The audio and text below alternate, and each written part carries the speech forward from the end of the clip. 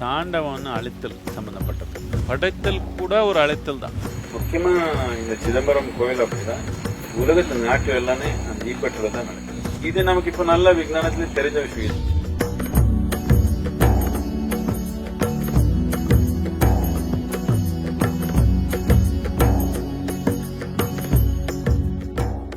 ஆனந்த தாண்டவம்னா இது there are two aspects to this. இது ரெண்டு தன்மை ஒன்றிலே சேர்த்துருக்காங்க.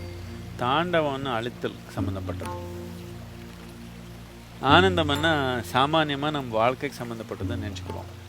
ஆனால் அப்படி இல்லை, அழித்தலுக்கு சம்மந்தப்பட்டது ஆனந்தம். எப்போ நமக்குள்ளே ஏதோ ஒரு கட்டுப்பாடு அழிஞ்சிடுச்சோம் அப்போ தான் நமக்கு ஆனந்தம் வரும்.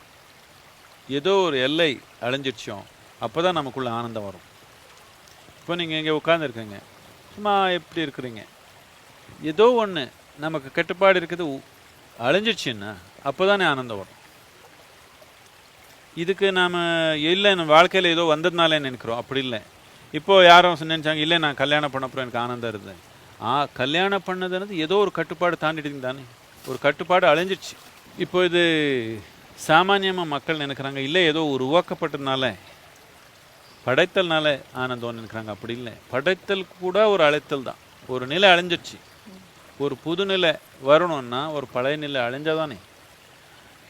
இதனால ஆனந்தம் தாண்டவம் ரெண்டு சேர்ந்து சொல்லியிருக்குது. என்னத்துக்குன்னா இது ரெண்டு ரொம்ப ஆழமான நிலை, ரெண்டு அது இல்லை, ரெண்டு இருந்தால் தான் நடக்கும் வாழ்க்கை. ஏதோ பழசு அழிஞ்சதான் புதுசு நடக்கும், அதனால தான் ஆனந்தம் நடக்கும். ஸோ இந்த ஆனந்த தாண்டவம்னா it is both dance of destruction and creation. இது எல்லை உடஞ்சிச்சு, ஆனந்தம் பிறந்துடுச்சு. சிவனுடைய அனுபவத்திலேயே இப்போது யோக கலாச்சாரத்தில் நாம் சிவனை ஒரு கடவுளன்னு பார்க்கலாம், ஆதி யோகியாக பார்க்கலாம். முதலாவது யோகி, ஆதி குரு, முதலாவது குரு. அவனுடைய உணர்வில் எல்லா எல்லை உடஞ்சிடுச்சு, ஆனந்தம் பிறந்துடுச்சு. அப்போது மனிதனுக்கு இப்போ ஒரு சின்ன குழந்தை பாருங்கள், ரொம்ப ஆனந்தம் ஆயிடுச்சுன்னா டான்ஸ் ஆட தெரியல, குதிக்குது. என்னத்துக்கு எதுக்கு குதிக்குதுன்னா உடலே ஒரு கட்டுப்பாடு ஆயிடுச்சு. இப்போ ஆனந்தம் எவ்வளோ ஆயிடுச்சுன்னா இந்த உடல்னால அது பிடிச்சிக்க முடியாது, உடல் தாண்டி நடக்குது. அப்போது இல்லை குதிக்கணும், இல்லை ஆடணும். ஆடுறதுன்றது குதிக்கிறது தான், மோர் ஆர்கனைஸ் கிரேஸ்ஃபுல் குதிக்கிறது இல்லையா. கொஞ்சம் கிரேஸ்ஃபுல்லாக கொஞ்சம் ஆர்கனைஸ்டாக குதிச்சா நாட்டியம், சும்மா குதிச்சா குதிப்பு. பட் ஆனந்தம் வந்தப்போ முக்கியமாக உடல் ஒரு கட்டுப்பாடாக தெரியுது. நாம் கொஞ்சம் ஏதோ பண்ணணும் நமக்கு. என்னதுக்குன்னா உடல் தாண்டி போகிற ஒரு உணர்வு வருது. என்னதுக்குன்னா ஆனந்தம்ன்றது, இன்பம்ன்றது உடலில் கட்டுப்படுத்த முடியும், ஆனந்தம்ன்றது உடலில் கட்டுப்படுத்த முடியாது. எப்போ மனிதனுக்கு அவனுடைய உணர்வுன்றது இந்த பொருள் தாண்டி இருக்கிற ஒரு தன்மை தொடுதோ அப்போ ஆனந்தம் நடக்குது. ஆனந்தம் தொட்டப்போ பொருள் தாண்டி போகணும்னு ஆர்வம் வருது. ஆனந்தம் வந்துருச்சுன்னா பொருள் தாண்டி போகணும்னு ஆர்வம் வருது. இது பொருள் தாண்டி போகணும்னா மரணம் தானே வழி இல்லை, நாட்டியம். அதுக்கு தான் ஆனந்த தாண்டவம்.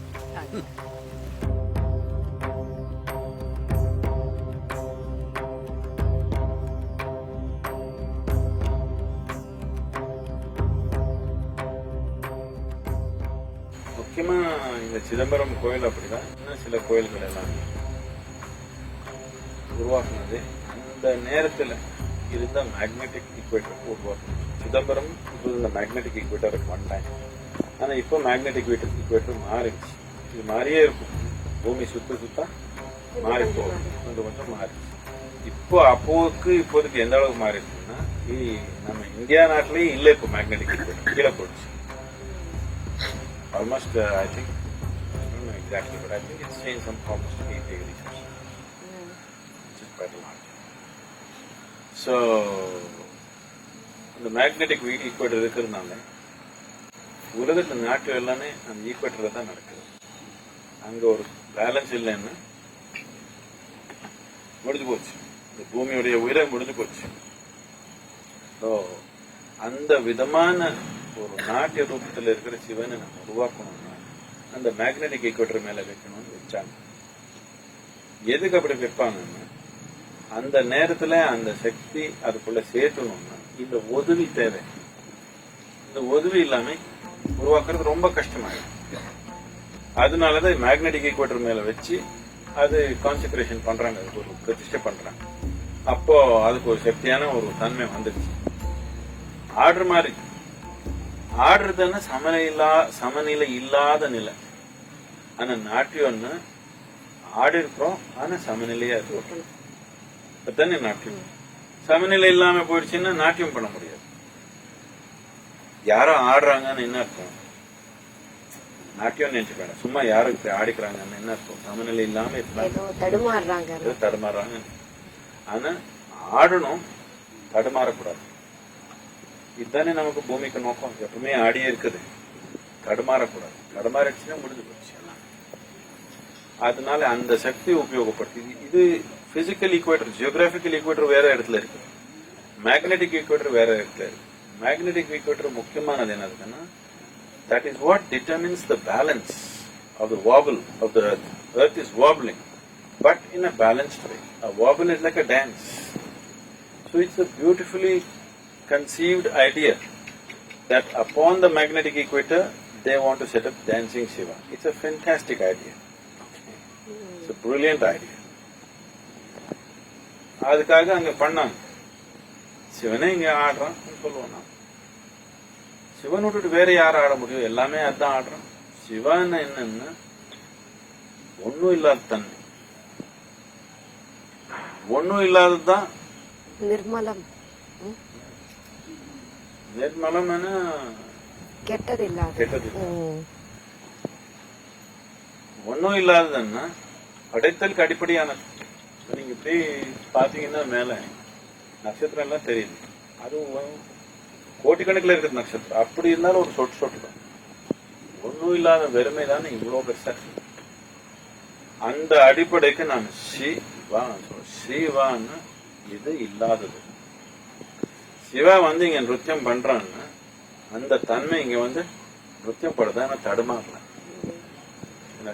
மேக்னெட்டிக் ஈக்குவேட்டர் அந்த சக்தியை உபயோகப்படுத்தி இது நமக்கு இப்ப நல்ல விஞ்ஞானத்துல தெரிஞ்ச விஷயம். ஏதோ ஒண்ணு சுத்தி இருந்தா இப்போ எலக்ட்ரிக் மோட்டர் ஓடுதுன்னு வச்சுக்கோங்க, இல்ல ஜெனரேட்டர் சுத்தினாலே பவர் வருதா இல்லையா? அதே விதமா இந்த பூமி சுத்துனாலேயே ஒரு சக்தி உருவாக்கப்படுது. அது உபயோகப்படுத்தணும்னா அந்த மேக்னெட்டிக் ஈக்குவேட்டர் மேல உட்கார்ந்து பிரதிஷ்டை பண்ணாங்க. அது ஒரு சக்தி வாய்ந்த ஒரு இடமா இருக்கணும் இருக்காது. இது ரொம்ப ஆழமான விஞ்ஞானம். சும்மா நான் 2 நிமிஷத்துல சொன்னது உண்மையே அது புரியாது. It's a fantastic science.